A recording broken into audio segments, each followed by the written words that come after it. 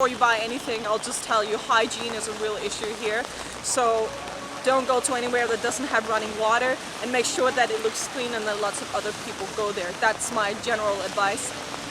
What you pay will depend on the standard. So you can easily get a latte, which is the sweet, it's a black tea with sweetened condensed milk. It's really good, but that you can get that for anywhere in between 300 to 1,000 chat. You can of course also go to Yangon Tea House, and there it will probably cost you like 3,000. But yeah, it has the full. The most thing here that they love is the 3-in-1 coffee. That one generally costs around 400 chat. It's, yeah. Foreigners like me don't tend to be a big fan of it. We like real coffee. Yeah, I like real coffee, but at the tea house, that's what you can get. What about like a meal at night? Again, it depends on where you go. You can easily find a noodle dish, especially Sha noodles are really good, and they can cost you anywhere from 1,000, 1,200 till 5,000. I mean, if you go to 19th Street, they have beer and barbecue. There it depends on each spear that you pick of meat and vegetables. So again, if you go to the more local places, they'll be a lot cheaper, and you can easily get a meal for 2,000 and 3,000. If a local place can seem quite expensive, but of course you can also go to places like House of Memories and Monsoon, where it will cost you around 7,000. So you can come here and you can eat really cheaply. If you want more expensive things and generally higher class restaurants, you can also find that. So you have the full. But yeah, down to 1,000 is around the average. On 19th Street, those Korean places, are they good, do you reckon? Those outdoor barbecue places? Yeah, definitely. We go there a lot. Okay. Just go to one of those that have loads of people or covered. You can sit inside. And the thing that makes the barbecue really good is because it's in Chinatown. Burmese food uses a lot of oil, but the Chinese food doesn't, and so you can pick your own spears, so you can look like the shrimps and the meats, whether it look okay or not, and they barbecue it for you. So it's quite, generally I've never had problems with 19th Street. Yeah, I tend to choose the same places each time I go there, but it's, so that's all right. Water? A large bottle of water on the street will cost you 300 chat. Small 200. You can get them in the supermarkets, they might be a little bit cheaper, but we're talking 100 chats here, so yeah. Support the local guys on the street is better. I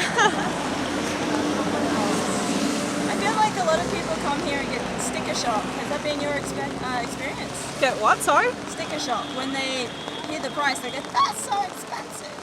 Sticker shock. Sticker shock. Is that what it's it's called? when you see the sticker and you go, Alright. Yeah, there are some things like when you go into Swedagon, or just generally when you go into the touristy places, you are paying a foreigner price. The local most times don't have to pay. So that is always like, oh okay, 8,000 to get into Swedagon. They make about, I think it's $60,000 a year on tours. They make a lot of money. I paid 4,000 to go on the ferry. And you go to the little ticket office and everyone's just find out 100 on the table on the locals going through, and they say, oh no, come this way. Yeah, exactly. Come this way. You know. Oh, here's a guide. Should you wish to be shown around the exciting sights of Lahore? Yeah. So for the touristy places, you definitely pay a lot more. Generally, it also just depends a little bit on where you go, but I think there's also a currency that issue when you hear 1,000 chat, I guess, and 1,000 just when you first arrive, it sounds like a lot, and I don't even know how much it is, and it's less than $1 right now. It's like 80 cents or something right now, so it isn't a lot, but because you hear like 5,000 chat or you get these watts of money, I think you get that feeling that it's actually a lot, and you just kind of have to remind yourself, actually, if you go the right places, it's not that expensive, it's okay. But there are certain places where you definitely pay a foreigner price, but mostly... You know what I think about foreigner price, honestly? We are foreigners, we do earn a lot more, and if you're not, as long as you're not being incredibly ripped off, I feel okay about paying foreigner price. Definitely. You know, we earn so much more, and we have so much more, and especially for taxis, you're most likely to pay about 500 chat more than a local, as in, you will have the occasional taxi will be like 5,000, and you know it should be 1.5, and you're like, oh, okay, no. But when you say 1.5 or 2, they just go, okay then. Yeah, all right. Exactly. So very good average salary here is about $100, $150, and a family can live on that. Exactly. So it's Yeah.